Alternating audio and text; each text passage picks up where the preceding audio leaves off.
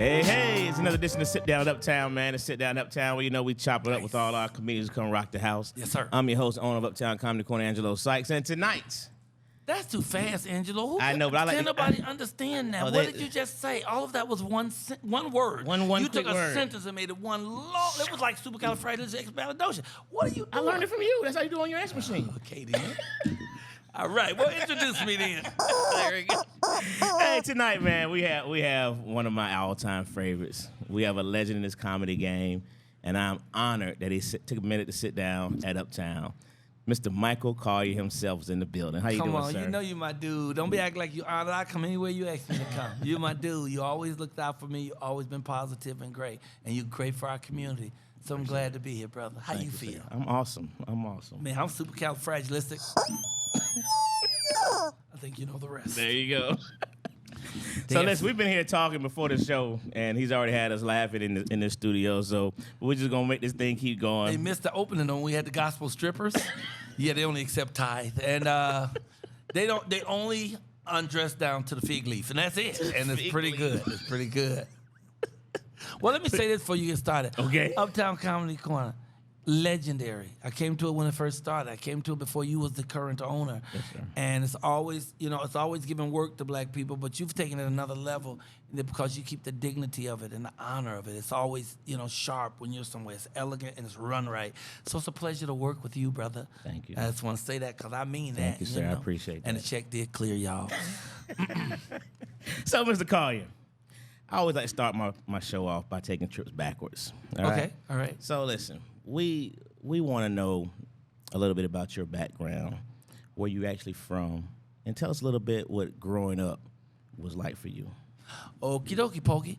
I'm from Chicago, South Side, the projects, Robert Teller home, 4352 South State Apartment, 909. That's where I lived like my majority of my young life, and then we moved out to the South Side, to Morgan Park, where I graduated from high school.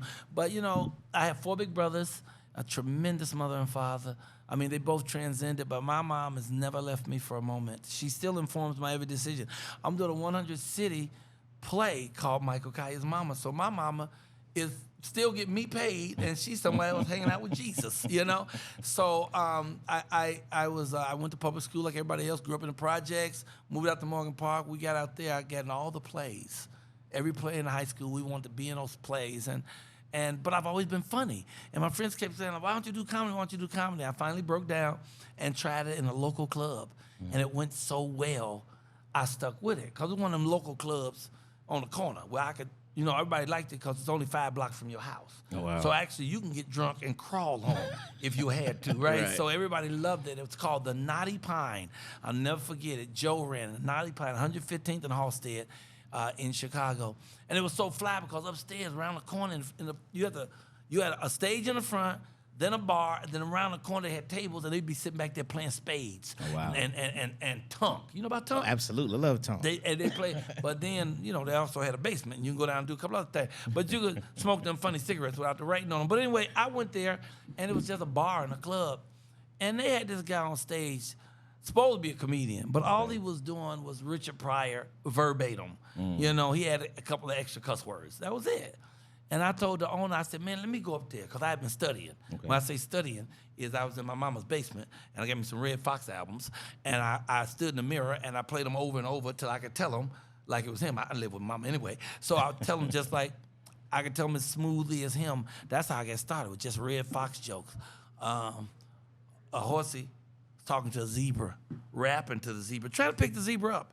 Finally, the zebra say, hey, what do you want? The horse says, you know what I want, baby, and I'll get over here and take off them pajamas. So, I would listen to just the corny Red Fox jokes. I still do want to, that's a Red Fox joke that I do out there about the coffin.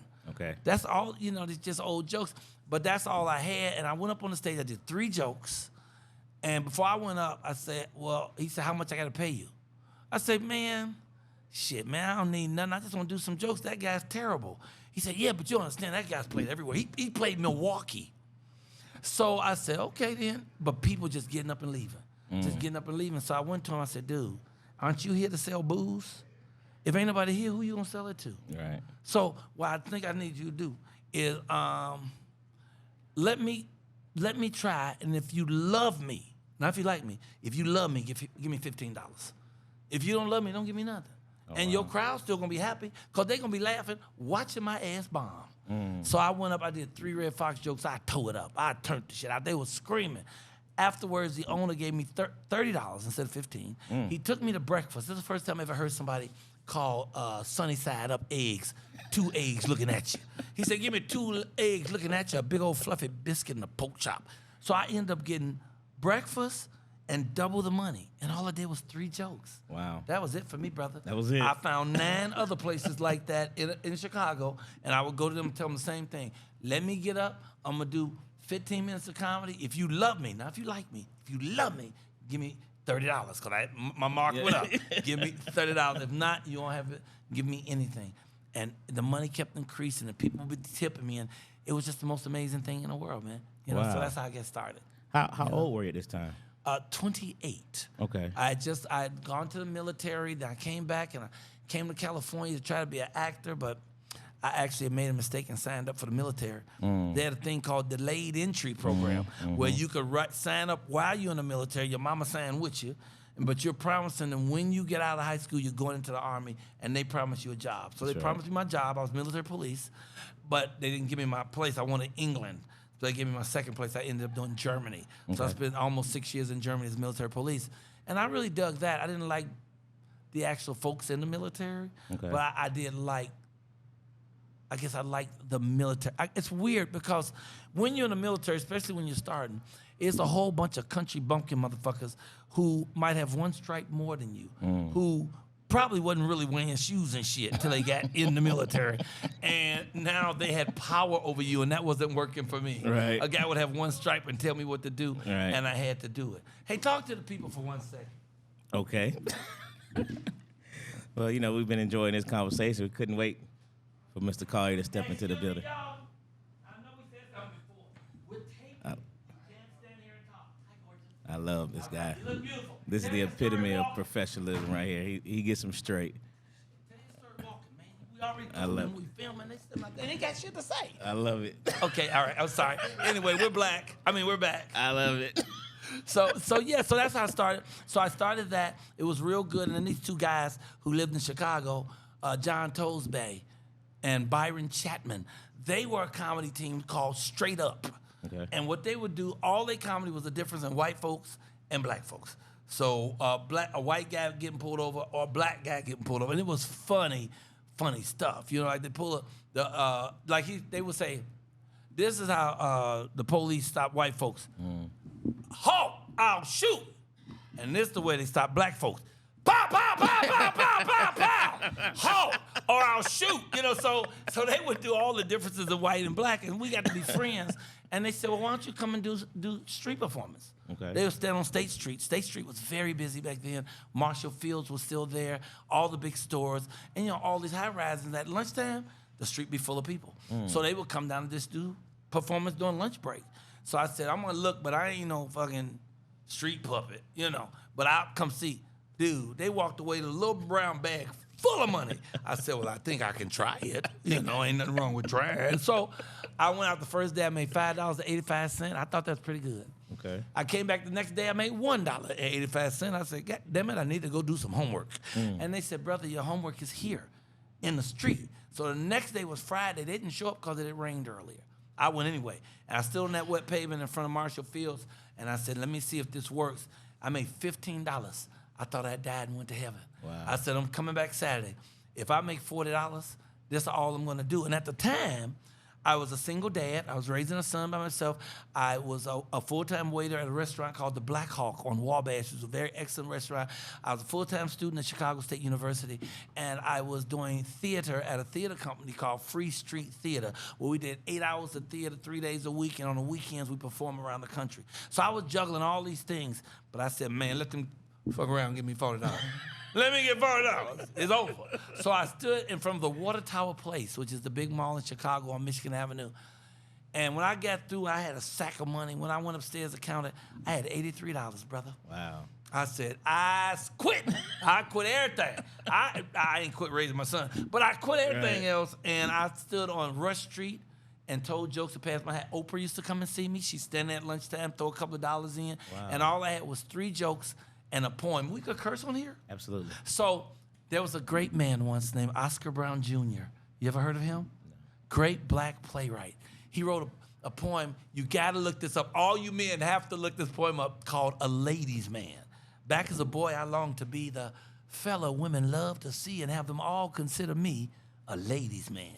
I dreamed of Jeannie with delight and Mary moaning in the night as I became with all my might a ladies' man. And he would build it and build it. Then he got all the way to the end where he's like, well, I'm getting a little older, so why don't you sock it to her once for me?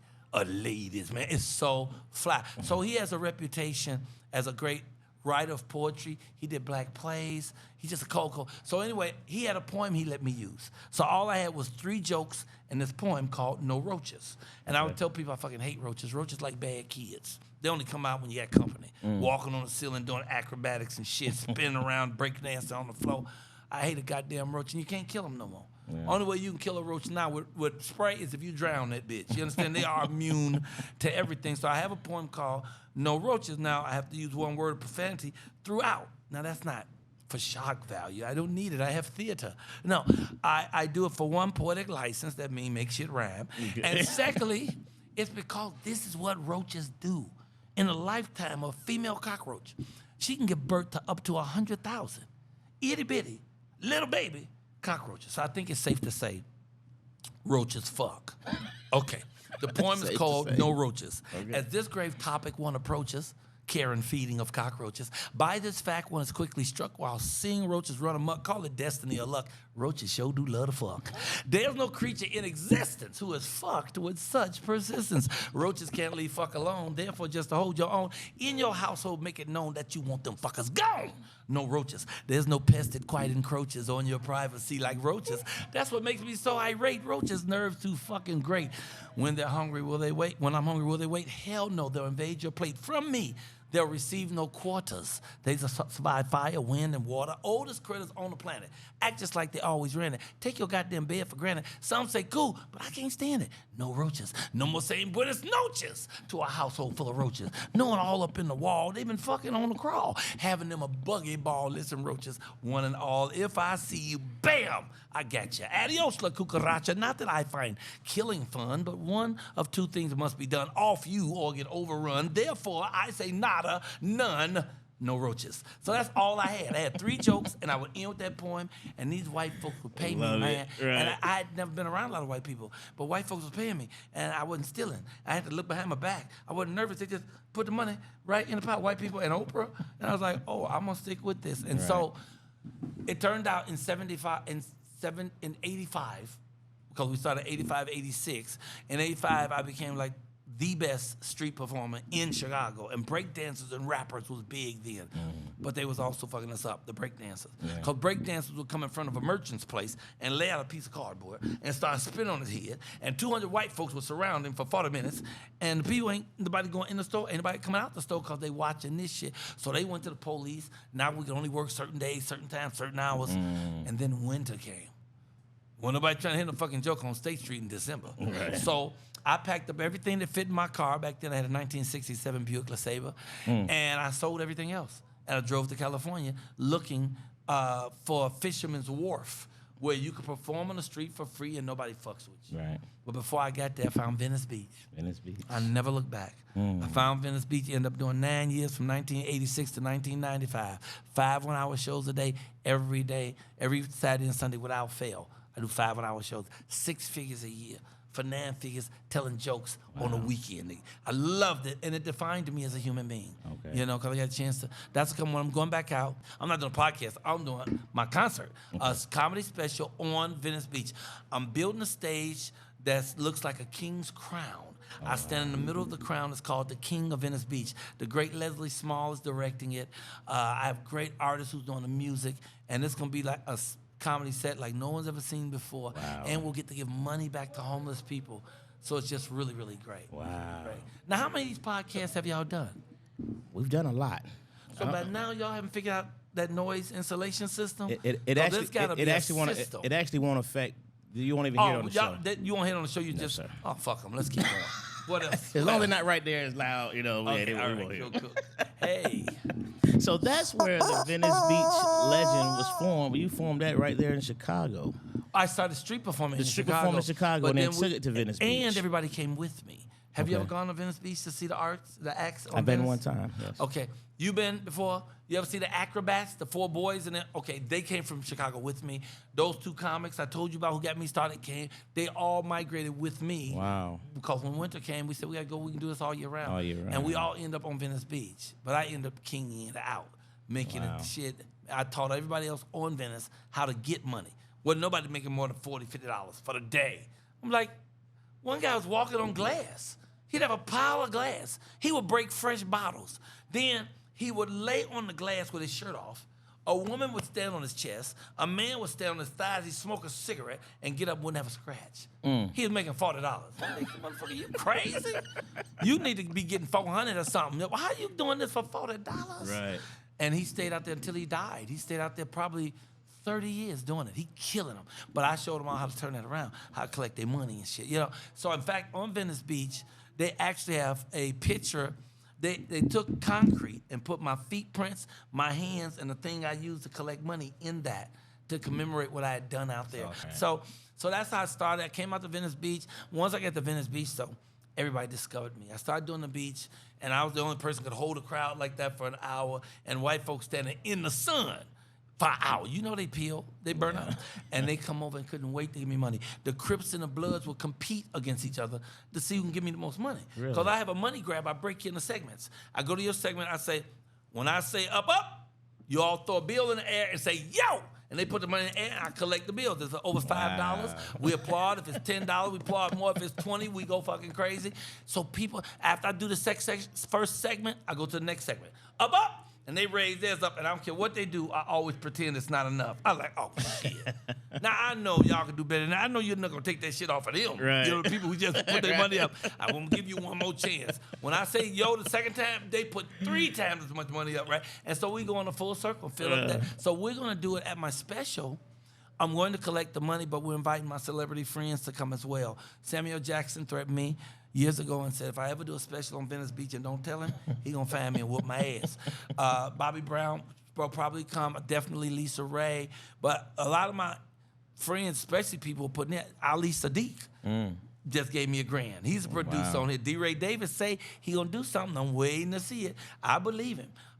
We have 3 or 4 folks who's waiting to bring the money, but I got to collect all my money in the next 2 weeks. Gotcha. So really, the next 14 days, people got to put it in because the show, we got to start paying for stuff now. I'm already paying writers. I'm already paying the guy who builds the stage, so we got to do it now. So anyway, it's such a wonderful, beautiful experiment. Sounds watching who actually loves me, Yeah. who actually will give. I got all these great friends, but I ain't never had no Dave Chappelle call me and give me a special. All these big mucky mucks give me a special.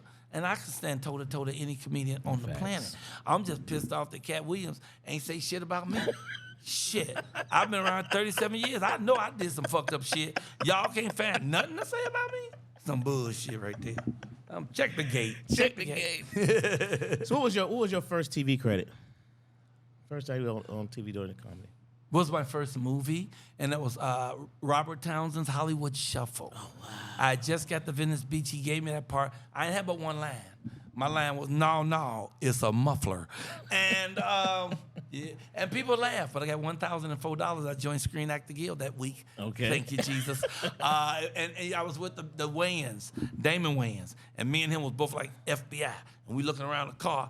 Damon looked underneath and said, wait a minute, it looks like a bomb. And I looked there and said, no. It's just a muffler. And that's my only line in the movie. And it got me in, and it got me working with him. And then it wasn't long after that I got the next real movie, and that was a real movie because Robert Townsend was a genius on that film. I can't speak of where he is now. I don't know what he does. But on that film, he was genius, man. Like, he didn't have money, so he would use people's credit cards. His credit card, he used other folks' credit cards. He didn't have film. We had film back then. He would go to UCLA and buy used stock. So if it was 100 feet of film that the students used, they come back and they didn't use 20, he'd buy them pieces and connect them together and use those. Wow. We would go places that have no permit. And we stand on the corner and start shooting while the lookout's looking out. They see the police, grab all that shit, put it in the truck, and drive away. Go to another corner, set up again. Look out for the police. He was cold-blooded, and he got that shit shot and done. Made him a little lightweight millionaire. It's very, very nice. But that was my first film. Second one was Johnny Be Good with Anthony Michael Hall, Robert Downey Jr., and Uma Thurman at 17, speaking 17 languages. Wow. It was off the chain. Wow. But I'm up to about 38 films now. The first film out of all these films I ever was #1 on the call sheet, which actually makes me the starer, was called Holiday Heartbreak. It's a Christmas movie. It came out 2 years ago, and they're going to run it every year until the end of time. In fact, I'm pretty big with Christmas movies. The one I did with Jack Kay, the one I did with Jack Kay was during Christmas time, but I also did another movie. It was a TV show called The Miss Pat Show. That's right. She's here, right? Yes, right. So this year I did the Christmas version, episode 10 called Father Christmas. I'm the drunk-ass Santa Claus to get fired because I'm scaring the kids. That one. You saw it? I saw it.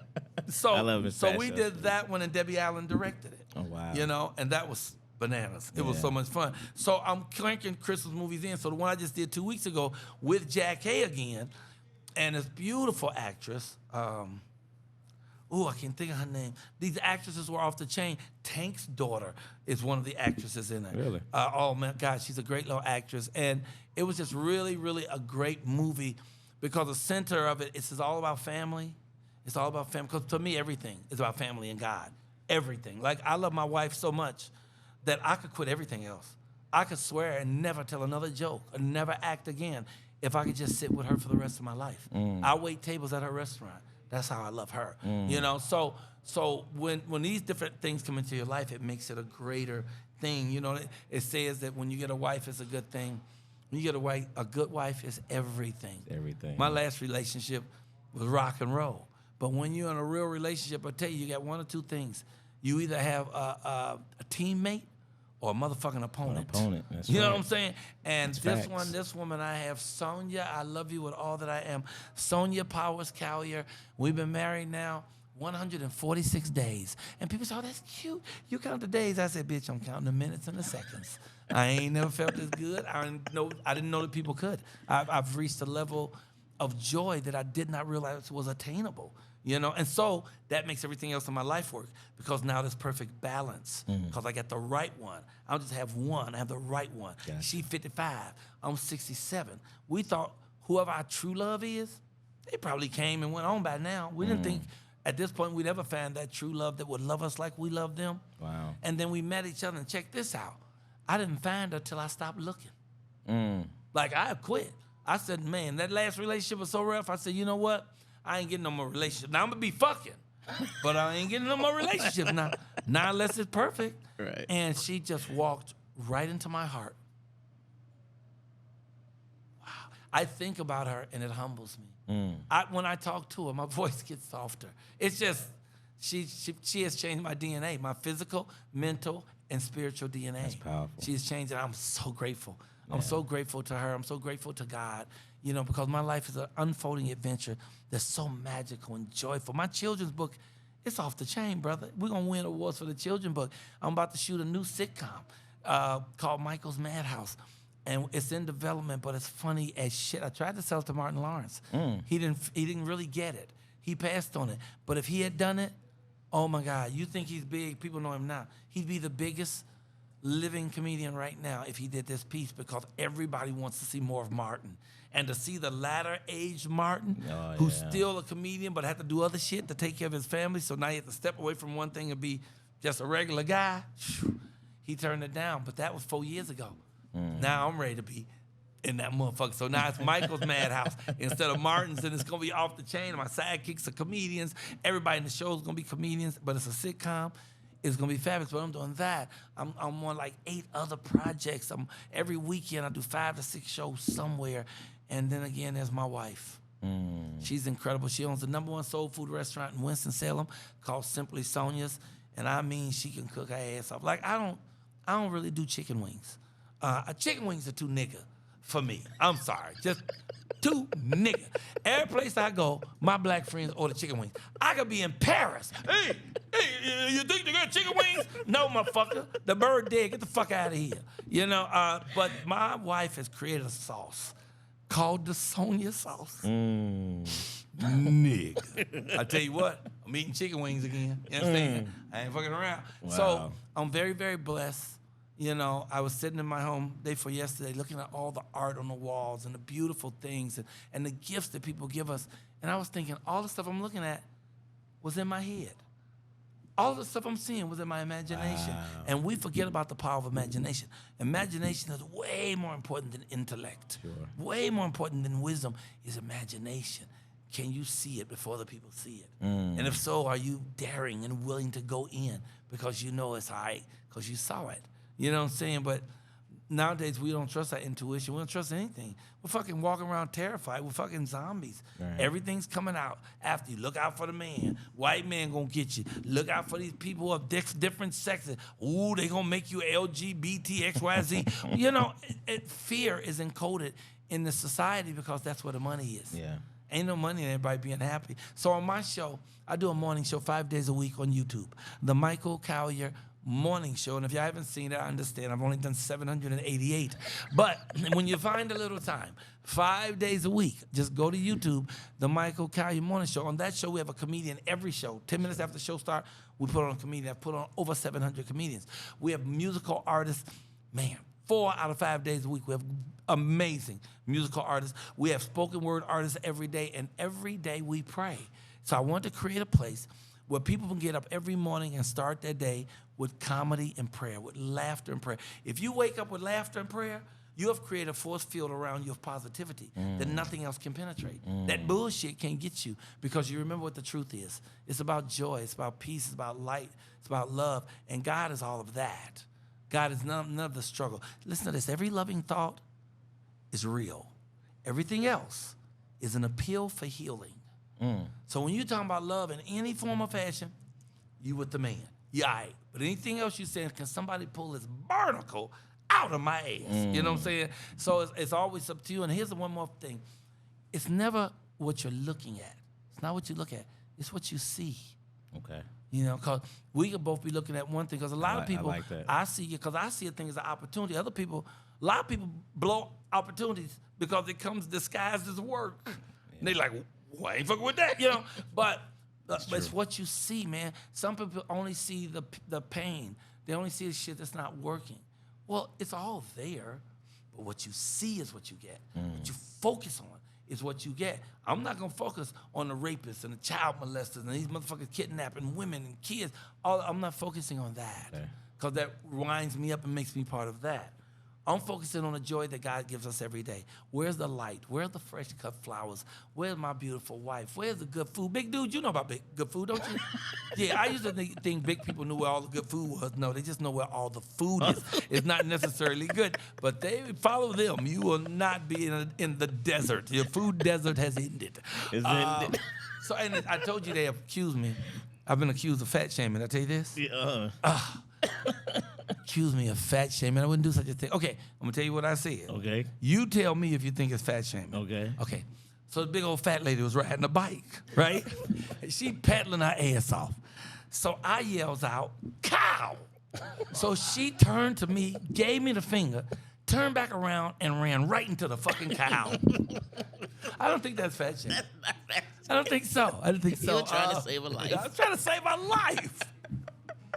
Though I could have saved it better if I slapped that fucking cheeseburger out of her hand. But that's a different story. See, now that's fat shaming. And I don't do that. I don't even do that, you know? So Mr. Colyar, when you sit back here right now. Chicken thought that was funny, too. Chicken had to think that was funny. Yeah. So you said you saw these things. So did where you are right now in life, did you ever could have imagined that in Chicago back then? I mean, did you see? Never imagine. If you go out there and see a bottle of water, will you bring it back? Big dude. If you go out and see a bottle of water, will you bring it back? What's your name? What a fine name. Thank you. No, because it's funny because Killer Mike said he gonna give me some money on his project. You know, so he said, I'm gonna get with you. So I wrote him today a letter, and I was saying, I wrote him a letter and I wrote him a poem, and I used the titles of a lot of his songs from his newest album. I don't know if that'll move him or not, but I got a chance to make my point. I just like him. I like how he thinks. Yeah. I like how he moves. Yeah. You know, he moves like a gentleman and an intellect who cares about his people but cares about society. So I'm hoping he come back with a grip. But hey, listen, y'all send $20, I'm happy. I take 100, I'm happy. Right. You know what I'm saying? A lot of times, people like we did a thing called a gramathon that I created.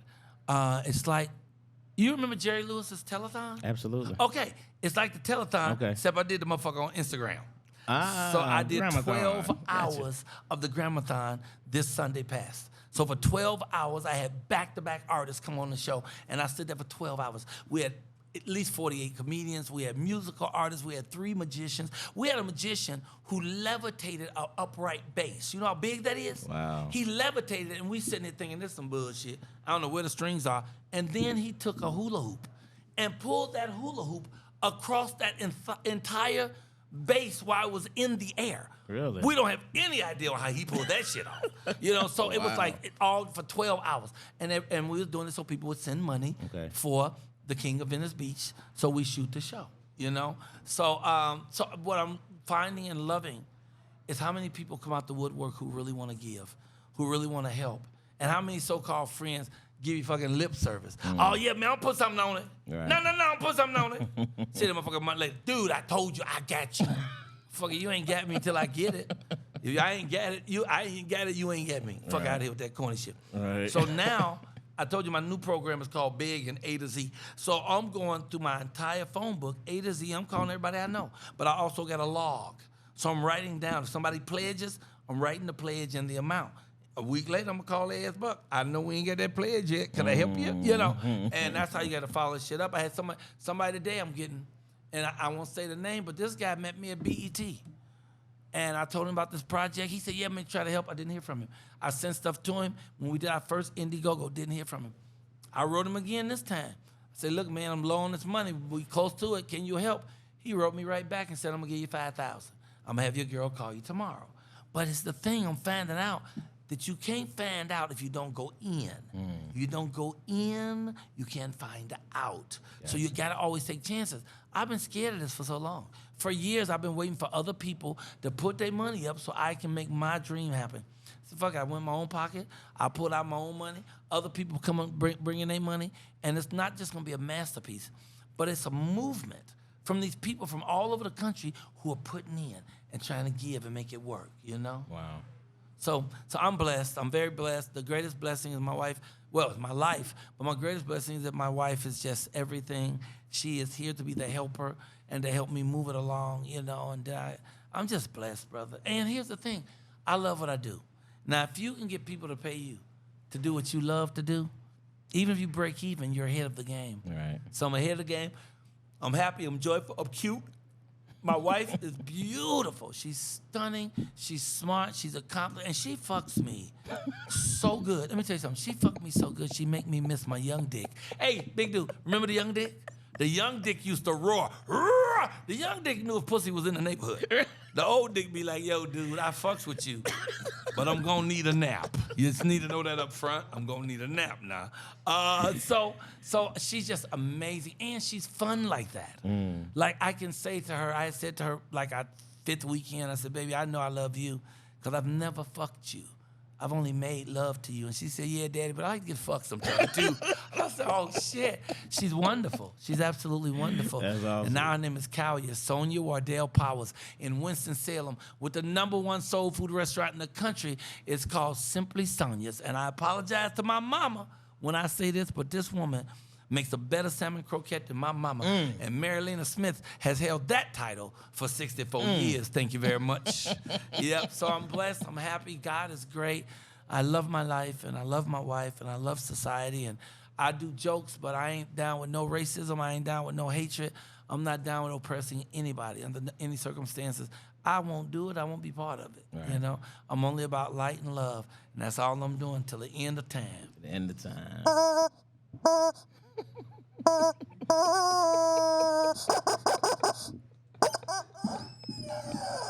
Yeah, ignore that chicken. He going through something. You know, I love to take it around white folk. And I sit on the floor. I drop it behind them when they talking. It be 3, 4. I put my foot on it, right? Then I walk away. And it does this. And it take a long time. Like, when I walk away, look. By the time they hear it, I'm already walking. And they look down, what the hell is that chick? You know, another fun game to do with white folk is you should get you one of them bells. You know the little bell? Bing, the bells. When you go in the places, they have them on the counter. Yeah. You can go to Home Depot or you can go to office, get one for $3. I take mine with me everywhere, and I hope they don't have their own bell. When I check in at the hotel, I put my bell there and I ring it. And they come around the corner, we ain't even got no bell. What the hell is going on? It is so much fun. It's so good.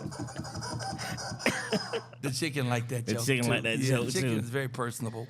You know, your style is one of one. I mean, it's one of one. I mean, is it somebody in your family? Where did this come from? Where did your comedy? My comedy just come from just natural. My comedy just come from stuff I see natural in life. I've had a very vibrant life. You know, I did crack for 23 years, and as of March 1st, I had 15 years of sobriety. But in the crack days, nigga, if you ain't funny, nigga, go out and hang out with 3 crackheads for like an hour. You gonna write a whole fucking concert, nigga. They funny as fuck. I had a crackhead sell me a transmission once for $3.18, nigga. And I didn't even have a car. I just wanted to give him the money so he going back up the street. You know, as fast he was walking. By the time I handed him the money, he was at the corner. I was like, what the fuck? Where's he going? You know? But I love that I'm doing a one-man play around the country. It's called Michael Colyar's Mama. If you like your mama, you're going to love this play because it talks about how my mother raised me and how I became who I am through that. So in the play, it's an hour-and-a-half play. I play 17 characters. And I play my mother and my father and all 4 of my big brothers. I play me at 4 different ages. I play the alcoholics, the crackheads, and the church ladies who ran my community. And I get to tell this beautiful, funny, vibrant story. And Ben Vereen came to see me do it at the National Black Theater Festival last August for last, and fell in love with it. Came back to see it the next day. Now he's helping me prepare it for Broadway. I'm getting my fucking Tony Award. Wow. And I told y'all I'm getting it. I want y'all saying, hey, that nigga didn't say he was getting no Tony. I'm giving me a motherfucking Tony. Tell you that shit right now. I tell you one of the pieces, because I wrote a song called I Love My Mama. I love my mama. And then I had a white boy sing it, and he fly as hell. And he sound like a soul singer, a brother soul singer. His name is Tyler Conti, C-O-N-T-I. Go online and pull up Tyler Conti. Oh, my God. That boy opens his mouth and heaven comes out. So he's singing this song, I Love My Mama. So Ben Vereen saw the show. Now Ben is helping me. And he said, so Michael, I thought this was about your mama. And I said, it is. He said, then why that dude singing why the hell is he singing the song? If I'm in a play, a woman play, and you got somebody else on the side, what the fuck? So he's refashioned it. So now my mother is dying, you know, because she dies in this play. And she's in our last few days. And now the phone rings. So I walk over and pick up the phone, and the operator is telling me that my mom don't have a lot of time, and we need to come down and close things up. And I hang up the phone, and I just walk center stage. The lights blacken, a center spot, and I sing, I Love My Mama. It's not going to be a dry eye in the house, player. I'm getting my fucking Tony Award. But that ain't the piece I'm getting it for. I'm getting the other piece. I'm getting a piece for how I talk about how I started as an actor at high school, and how I did a dramatic play. And in that dramatic play, a mother was called to the hospital by her son, and she didn't know why she was coming to see him. And when she got there, he tells her he's dying of AIDS. And she didn't even know her son was sick. And she didn't know her son was gay. And she's a church mother, a very pious woman, and her feelings are hurt, and she's heartbroken, and she's mad, and she's disgusted, she's upset, and she won't believe it. And so she says to him, boy, what you need to do is pray. She turns her back, and he says, pray. Pray, mama? All I do is pray. I lay in this bed day and night in my own sweat, my own blood, my own urine with wires and things coming out of my vein, and I pray. I pray that maybe somebody look in that door at me, mama. Somebody smile at me. Somebody say something nice to me. I pray that my mama wouldn't look at me like you looking at me, like I'm a sin or I'm a freak, because I'm not a sin, I'm not a freak. I'm a man that fell in love with a man, mama, and I'm in trouble, and I'm sick, and I'm scared. Pray. All I do is pray. Dude, when I do that speech, it's so motherfucking quiet you can hear a mosquito peeing on cotton. Oh, no, I'm getting my fucking Tony. I see. You know, and where the question was, where does it all come from? I don't know. My mother was a very funny woman, very intelligent. My father was so great. But I had 4 big brothers, man. You know, nobody tried to put me in a gang. I lived in a fucking gang. And my 4 big brothers was funny and smart, and it was great. And I just learned. Growing up in the projects of Chicago, I had an open heart, you know? Gotcha. So, Mr. Carr, we're going to wrap this up. I know you got to get ready to do We've been here an hour and 40 minutes. How much I'm getting for this shit? No, I'm just joking. I was happy to be here, sir. I do a podcast on Tuesday nights called Classic Conversations. I would do a top 5. So I'm going to give you a top 5. Oof. I never do comedians, so all right, top 5. Give me a top 5 travel destinations. Number 5 would be Barcelona in Spain. One of the most beautiful things I've ever seen was the architecture there. There's a guy who's an artist there named Gaudi, G-A-U-D-I, Gaudi. You ever heard of a word, that's Gaudi? That's too much, that's Gaudi? Yeah. It came from his name. Oh, wow. Gaudi. And if you look at the buildings, none of the buildings he did architecture for are straight. They all curve in, the glass curves, it's all metal. When you see it, if you walk through Barcelona, people are literally frozen. They just stand on the street staring. You've never seen anything like it. It's breathtaking. So I would say Barcelona, Spain is one. Gotta go back to Africa. Ain't nothing like Africa. I saw myself in Africa. I saw my identical twin 9 times. Wow. Niggas looked exactly like me except black. Blacker black. Blue black. Blackity midlight fucking black. Some of the most beautiful people you're ever gonna see in your whole life. So anywhere in Africa is beautiful. It's beautiful to go to. My city I grew up in, I think is one of the most fascinating cities in the world, Chicago, Illinois. Chicago has the best museums, the best theater, the parks, the weather, really nice. So I would, destination, if I had one place, I would go to Chicago, especially during Christmas time, because they go all out for Christmas down there, and I love it, and I dig snow. Okay, number 2, ooh, this is tough, because number 2 is so amazing. I went to the Vatican. This is the first time in my life I ever looked at a thing and cried. Wow. When I went into the Vatican and saw the art, and we did it the right way. If you just get on in the plane, go to Italy, you got to stand in long lines and try to work. What you do is call in advance, and you get yourself a guide. So we had a guide that walked us through and told us what each artwork meant. Are you familiar with the famous one where David, I think, and God hand, their fingers almost touching? Right. Okay. That famous painting is actually the Bible broken into 2 parts. So where Adam's finger is going up, where it's about to touch God's finger, that's the end of Old Testament and the beginning of the New Testament. And the way you can tell is if you look at that painting, all the pictures on the side with Adam, everybody's nude.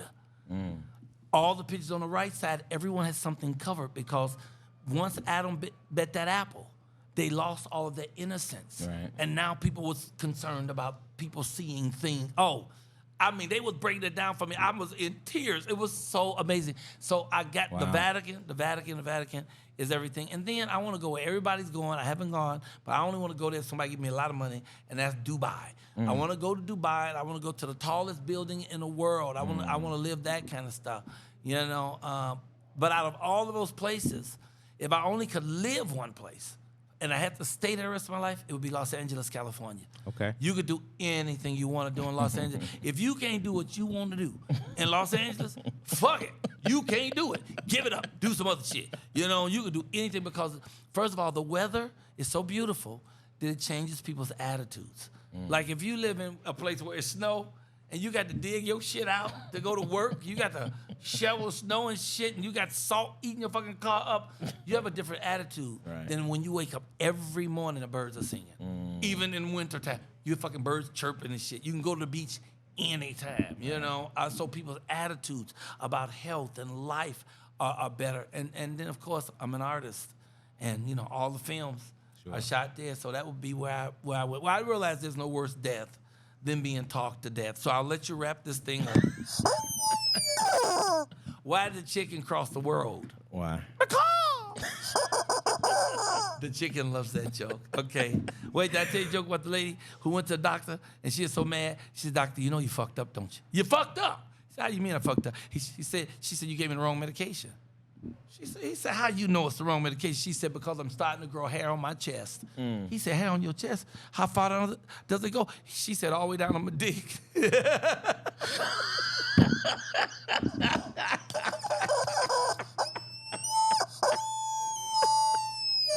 My chicken loves that joke. My chicken be giggling and shit. Well, thank you, and thank you for letting me be part of your podcast, brother. Thank you, sir. It's a wonderful thing. You have a great personality. You have a great comedy club that you have nurtured and shepherded and looked over, and as well as like a lot of young black careers. And so we thank you for that. I salute you, King. Thank you, sir. Blessings. Yeah. Well, this is everything I thought it would be and more. To sit down at Uptown with the legend, Mr. Michael Colyar. Thank you, sir. And I thank you, and I remind you, they don't call me legend because I've actually accomplished anything of note, but it's just because I outlived all them other motherfuckers. He who lives the longest wins.